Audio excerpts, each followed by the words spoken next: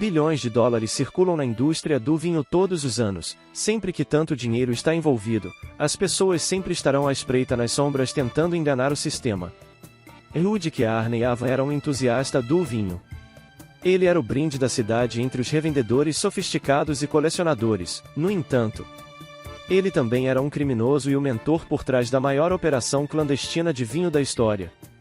Mas como exatamente ele enganou o vinho? Quão grande seu sistema obscuro cresceu e qual foi a pista que permitiu ao FBI atacar e finalmente encerrar um caso que tinha ido por anos? Viva isso! Vamos descobrir que os americanos adoram vinho. Isso é apenas um fato. Os Estados Unidos são de longe o maior consumidor de vinho do mundo, consumindo 4,3 bilhões de garrafas de vinho por ano. A maior parte, no entanto, não é feita nos Estados Unidos, mas na Europa. Os três maiores produtores de vinho do mundo, Itália, França e Espanha, juntos, representam 51% da produção mundial de vinho, mais da metade dos 270 milhões de hectolitros produzidos anualmente. Vinho, e isso representa muito dinheiro sendo repassado por mais de 61 bilhões de dólares apenas nos Estados Unidos. Com garrafas arrecadando até 60% de lucro cada, enquanto você pode pegar uma garrafa por alguns dólares na loja de bebidas local, que é apenas em uma extremidade do espectro. Os preços das garrafas variam radicalmente, assim como o vinho de arte é colecionável. Testemunhamos garrafas de Chateau Margaux 1787, Chateau Lafite 1869 e Cheval Blanc 1947 vendidas por mais de 200 mil dólares. No entanto, é uma garrafa de vinho francês de 73 anos que reinou. Desenho supremo em quase incompreensíveis 558 mil dólares em um leilão em 2018. O 1945 Romanée e Conti se tornou a garrafa de vinho mais cara já vendida, seja um champanhe Merlot Cab, Pinot Noir ou mesmo um Porto Doce. Você pode ver claramente que há uma quantia monumental de dinheiro gasta pelos aficionados do vinho deste mundo. Claro, quando pilhas de dinheiro tão grandes ou em jogo, sempre há alguém pronto para quebrar as regras e explorar o sistema. Está a Maureen ou não, ela não é a pessoa que está fazendo o explorando. Ela é quem está ajudando a esmagá-la. Ela é uma das maiores especialistas do mundo em fraude de vinho. Carinhosamente apelidada de Sherlock Holmes dos vinhos, e de acordo com Maureen, o valor de face dos vinhos falsificados em circulação ultrapassa facilmente vários bilhões de dólares. Nem mesmo são apenas os vinhos que são roubados. Todos os tipos de bebidas alcoólicas são, na verdade, alvo de falsificação com mais frequência do que o vinho. No entanto, há uma diferença notável no motivo pelo qual vemos mais Shiraz falso do que falso. Com roubado, a indústria de bebidas espirituosas ataca os problemas de falsificação de frente porque geralmente são empresas maiores com dinheiro extra no banco. O cenário do vinho, por outro lado, está repleto de pequenas empresas e vinhedos familiares independentes, mesmo que eles não são pequenos. Eles são discretos. As gravadoras francesas, por exemplo, muitas vezes optam por não apresentar queixa ao encontrar garrafas falsas, preferindo manter seu nome e reputação completamente limpos. Um dos personagens obscuros responsáveis por essa falsificação contínua é um nome que sentou-se na lista de observação do FBI por muito tempo, levando a indústria de leilões de vinho de assalto. Não era outro senão este homem, Rudy Tissita. Ele gostava de vinho quando começou a se acotovelar com os grandes apostadores em leilões, mas ele também gostava de quebrar as regras quando consideramos o dano que ele causou à indústria. Se avançarmos para hoje, os mercados de vinho nunca se recuperaram totalmente. Eles ainda estão abalados com a incerteza de preços e ceticismo por causa das travessuras travessas de Rudy. Não estoure sua rolha ainda, porque voltaremos a Rudy um pouco mais tarde. Por enquanto, há uma pergunta que precisamos responder: como alguém pode falsificar vinho? Em primeiro lugar, bem, tecnicamente, não é o vinho em si que você está roubando, mas a garrafa. Como golpista, não importa o que você está colocando dentro da garrafa, desde que por fora pareça autêntico no ponto de venda. Vamos dar uma olhada em um exemplo. Digamos o Romanée e Conti de Arce da Borgonha, na França. Uma safra de 1996. A propósito, vintage não significa necessariamente antigo ou clássico, como digamos um Mustang vintage no mundo da produção de vinho vintage.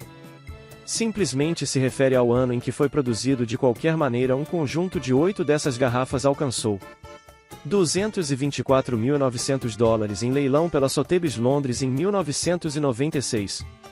Então sabemos que há valor associado à marca, a garrafa e o respiro agora. Como alguém como Rudy forjaria uma garrafa? Seus próprios rótulos Romanée e Conti modelam suas próprias garrafas, embora quanto mais caro o vinho alvo, mais precisão é necessária na garrafa falsificada e rotulada. Também há o que a indústria de fraudes de vinho chama de unicórnios. Um exemplo perfeito disso seria se tentássemos vender a você algo que afirmamos ser uma garrafa de 5 litros de Chateau Cheval Blanc de alta classe de 1945 de Bordeaux. Se você fizesse algumas pesquisas, perceberia o fato preto e branco de que o tamanho de 5 litros não foi introduzido em Bordeaux até 1978. Existe apenas na mente do golpista e do tolo que se apaixona por isso. O valor total do vinho falso, de acordo com Maureen Downey, é de cerca de $3 bilhões. Estima-se que 20% de todas as garrafas são fraudes. Às vezes são baratas e fáceis distinguíveis, como fraudadores mudando o rótulo da marca australiana Penfolds para Penfolds com um olho onde o L deveria estar e esperando que os compradores não percebam a diferença. Outras vezes, como no caso de Rudy, as garrafas são cópias falsificadas exatas, embora os produtores de vinho estejam adicionando mais e mais detalhes em seus rótulos para despistar golpistas. Ainda há um problema flagrante: prevenção de falsificação. Qual é a melhor maneira de falsificar uma garrafa autêntica? Evitar que seja falsa em primeiro lugar, o que significa encontrar uma garrafa legítima real e simplesmente recarregá-lo com vinho barato sujo, desde que você seja inteligente o suficiente para pensar em todos os fatores, como a velha rolha descolorida. Então é um grande gerador de dinheiro ilegal. Muitas vezes restaurantes sofisticados esquecem de destruir as garrafas, então um mergulhador de lixo inteligente poderia relativamente interceptar facilmente uma joia em potencial. A tinta invisível e a microescrita nas etiquetas usadas para deter os falsificadores já estariam lá, pois a garrafa é autêntica. De todas as pessoas enganadas por Rudy Kearney, em que havia 7 vítimas principais, uma delas era William Coe. Era um velejador bilionário, empresário e investidor de vinhos. 20.000 garrafas de vinhos finos e raros da coleção pessoal de Bill foram a leilão em 2016, obtendo impressionantes $21,9 milhões. Então, como você pode ver, ele não brincou quando se tratou de comprar vinhos caros exclusivos alguns anos antes, quando Bill percebeu que algumas das garrafas de sua coleção eram um estratagema. Ele contratou activos privados que provariam ser um dos primeiros passos para derrubar o maior golpista de vinho de todos os tempos. Sim, seria Rudy, com base na noção de que 20% dos vinhos em todo o mundo são obscuros. Podemos inferir que os golpes custam Bill pelo menos $4 milhões. Agora, vamos voltar nossa atenção para Rudy, o astuto fraudador do vinho, que estabeleceu novos recordes no engano do vinho disfarçado, embora claramente não seja astuto o suficiente no final. Caso contrário, ele não seria pego escondido. Em sua casa na Califórnia, Rudy construiu uma oficina de falsificação totalmente equipada que lhe permitiu executar sua operação subterrânea simples, mas brilhantemente eficaz. Ele tinha uma variedade de ferramentas de rolha, fabricantes de etiquetas, uma variedade de garrafas vazias de todas as formas e tamanhos e extensas notas de degustação. O método colocava novos vinhos em garrafas velhas, caro por fora, lixo por dentro, sabendo muito bem que os vinhos mais caros são tão raramente bebidos que poucos podem afirmar que realmente sabem qual é o sabor certo. Então que tal distribuir a chave para todos? Rudy, as vendas vieram de sua persona. Rudy foi capaz de estabelecer um nome para si mesmo na indústria. Foi essa reputação da indústria como um conhecedor de vinhos raros e a confiança que veio com ela que o ajudou a fazer a transição para vendas fraudulentas sem nem mesmo um olhar estranho do FBI. Agentes especiais de Wine sem parentesco para o produto disse que era melhor que essas pessoas não fossem estúpidas. Eles apenas acreditaram que Rudy estava dizendo a verdade. Apesar de tudo, o império fraudulento de Rudy foi avaliado em cerca de $550 milhões. O FBI deixou isso se arrastar por tanto tempo, de acordo com Maureen Downey, porque eles Constantemente chegavam a becos sem saída que os agentes cavavam até que tivessem todas as respostas diante deles. No entanto, nem os produtores de vinho nem as vítimas estariam dispostos a se apresentar e apresentar queixa. Não queria o seu reputação prejudicada como colecionador ou como produtor, ao qual o FBI disse: bem, se você não está perseguindo, não vamos desperdiçar nossos recursos. E assim a fraude do vinho continuou e continuou com o passar dos anos. Especialistas em autenticação viram mais e mais remessas duvidosas emergindo desses leilões recordes e cujo nome continuava aparecendo. Rudes com as evidências aumentando. O FBI precisava de alguém para apoiá-los. Eles precisavam de uma mudança de mentalidade. Eles precisavam de empresas e colecionadores para querer perseguir bem. Essa mudança estava chegando, só precisava de uma faísca. Lembre-se dos unicórnios que mencionamos anteriormente. Vendendo algo que na verdade não existe.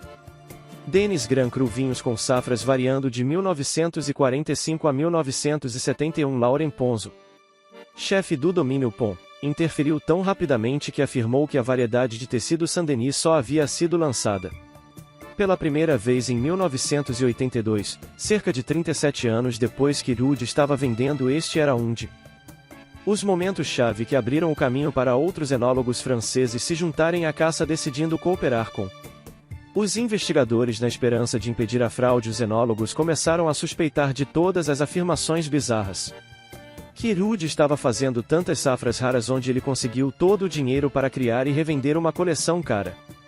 Simplesmente não parecia certo. Assim que o FBI foi aprovado para um mandado de busca, acabou o jogo. O FBI invadiu a casa de Rude em Arcadia, Califórnia, em março 8 de 2012, descobrindo o laboratório e encontrar evidências suficientes para fazer uma prisão. Entre as descobertas foram vinhos Napa baratos com notas indicando que seriam passados como safras mais antigas de Bordeaux. No tribunal, apesar de dizer que lamentava o veredicto foi unânime, Rude foi encontrado culpado por um júri no julgamento em dezembro de 2013 e foi condenado a 10 anos de prisão por seu elaborado esquema de falsificação. Além disso, eles também o consideraram culpado de fraude bancária, com mais de 7 milhões de dólares em empréstimos pendentes, sem mencionar que ele não tinha status de imigração legal no país. Rude foi forçado a pagar mais de 28 milhões de dólares em restituição às suas vítimas e perder 20 milhões de dólares para as autoridades. Então, qual é a garrafa de vinho mais cara que você já comprou? Comentários. Não se esqueça de curtir, se inscrever e obrigado por conferir o Mais Rico. Nos vemos na próxima.